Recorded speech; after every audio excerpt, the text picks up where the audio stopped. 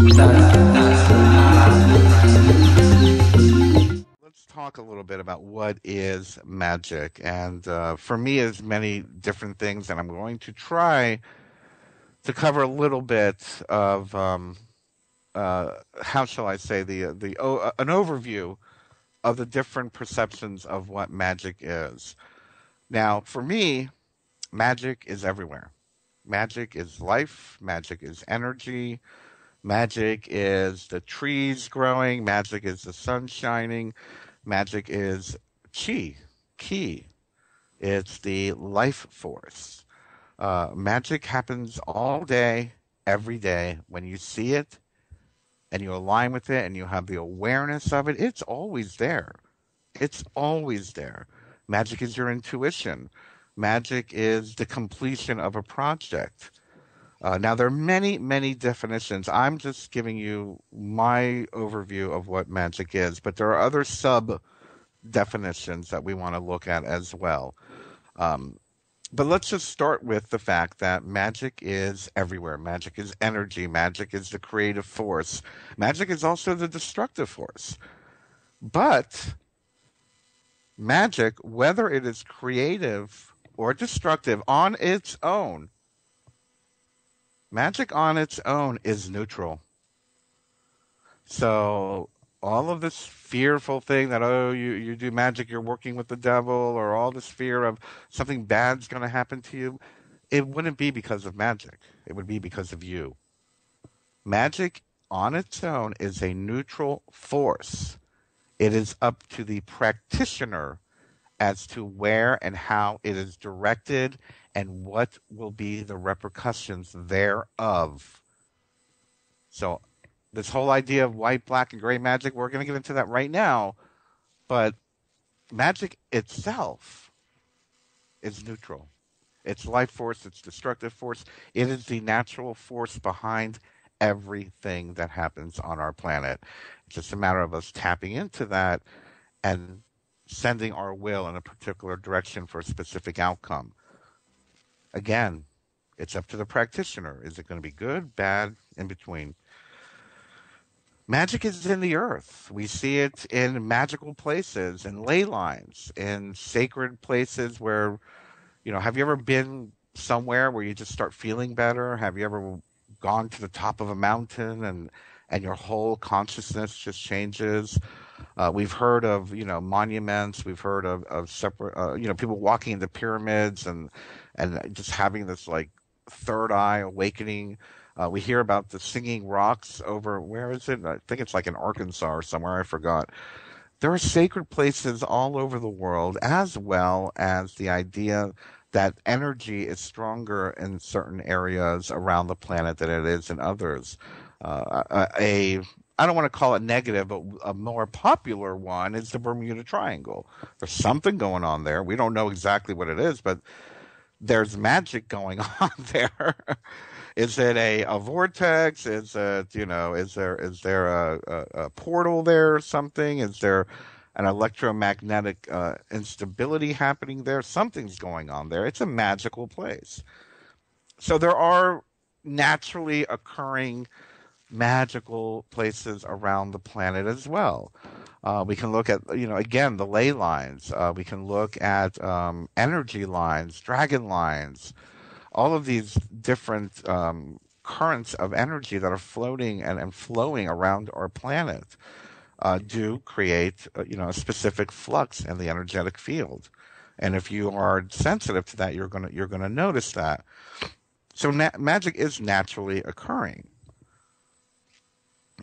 Now, back to what I was talking about with white magic, black magic, and gray magic. I'm just going to give you Aleister Crowley's definition. The world famous and misunderstood, whatever magician Crowley. He's either the devil incarnate or one of the wisest men in the world, and probably in reality he's somewhere in the middle. But he defined magic as, I don't know if he's the one who created it, but he made it more popular, the idea of white, black, and gray magic. Black magic is defined as by Crowley and his followers as having and directing focused energy, conforming to your will to extend and do harm to another and or yourself. So doing harm to another through focused intention, focused thought, through your will to harm another or yourself. Now, this is one of the wonderful things that I loved about his definitions, because it opens up a whole new way of observing the world. If that is the definition of black magic, intentionally focusing your will to harm another or yourself, think about that definition and think about how many times a day you've done it. Well, today. How many times have you done it this past week? How many times have you just sat there and said, God, I wish that woman was dead. God, I wish that woman was dead. God, I wish that woman was dead. And there you go. You got black magic right there. Now, of course, you can do magical ritual to make it more elaborate. You can create a spell to make it more elaborate. But we're going to get into what the word spelling means. And you probably already know the answer. Spelling. The word is the power. Words have power. So if you're in your mind saying, God, I want to kill Obama, or I want to kill that bad guy, or I want to hurt my wife, or I want to hurt that lady that cut me off. All of those things that you're saying is black magic in itself. Just the uttering the words, just thinking the words, just using that mental energy of projecting it is powerful. So to say that nobody does black magic is null and void. I think it's again, these definitions have a great way of opening up to see how our mind works, to open up and see how the world works, open up and see how we interact with one another. It's not nice to do black magic. I don't want to do black magic. Do you want to be a black magician? I know you don't want to be a black magician, but yet when we are focusing harm upon another human being, we are doing black magic. The idea that our negative thoughts are not going to do anything, they do something. They do it to ourselves. We're only hurting ourselves, and eventually may end up hurting other people. So be aware.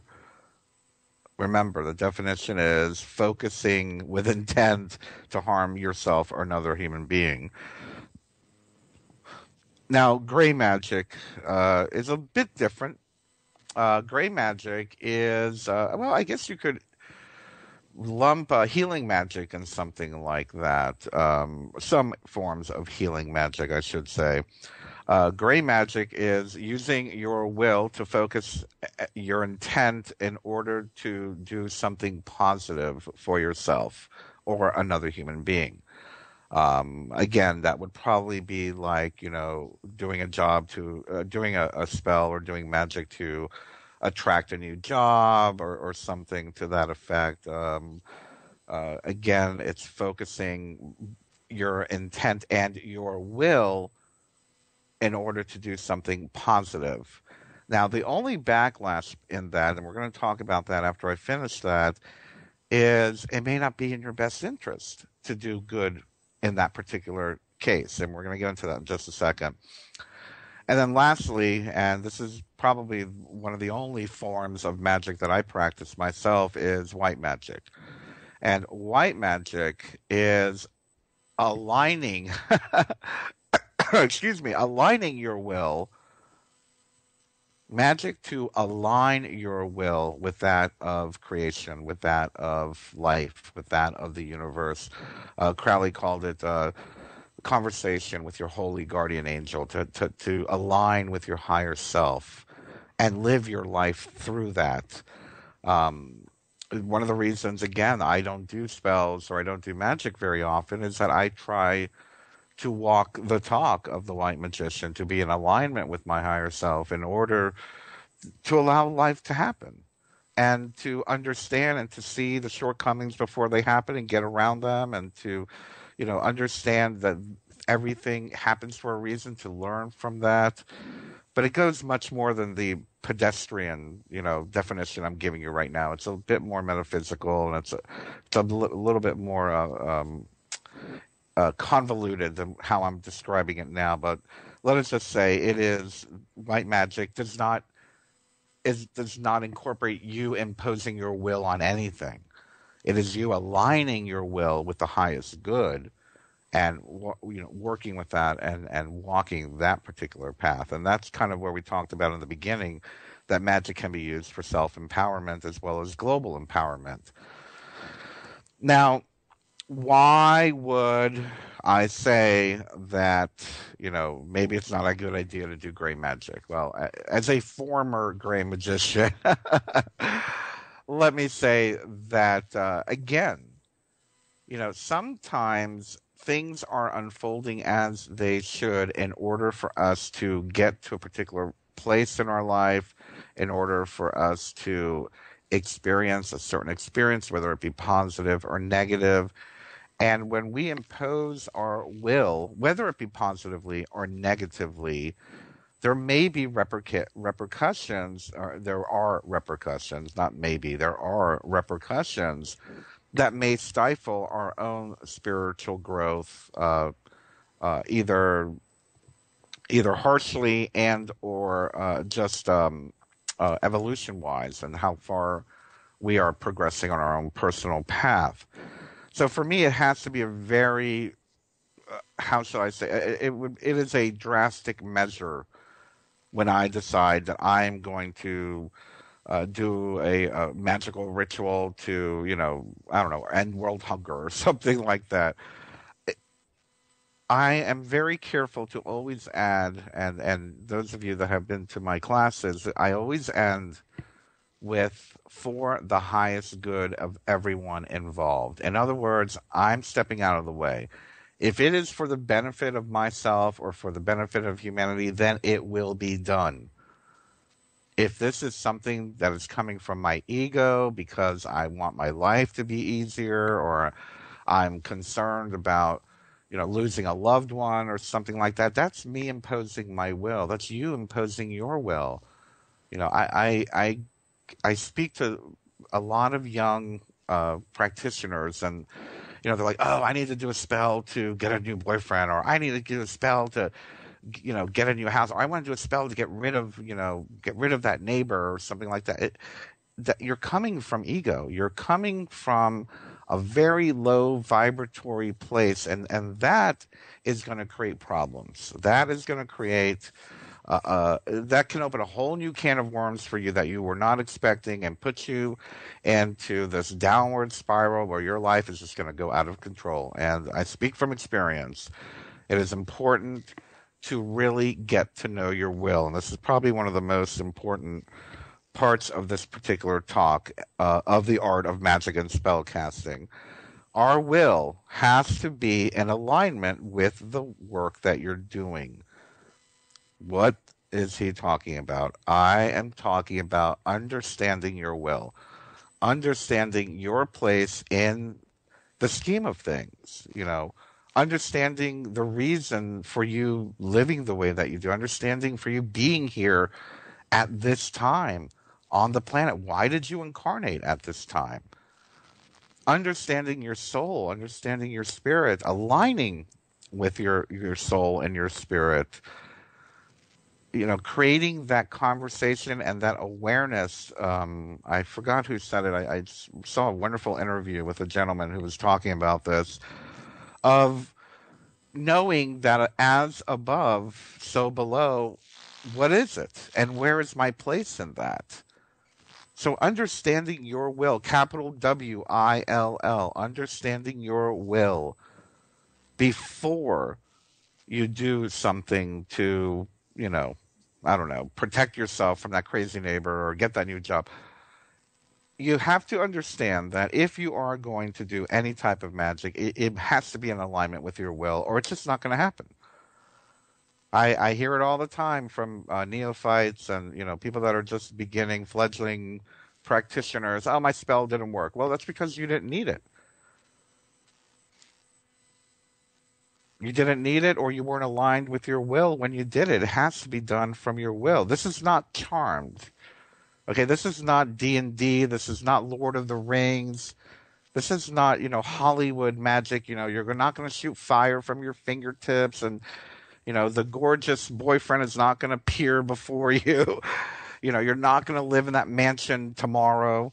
Well, some people could, who knows? But it doesn't work that way. That's not the way the universe works. And you have to understand the way the universe works. You have to understand the will of your universe. Remember, this is all coming from within.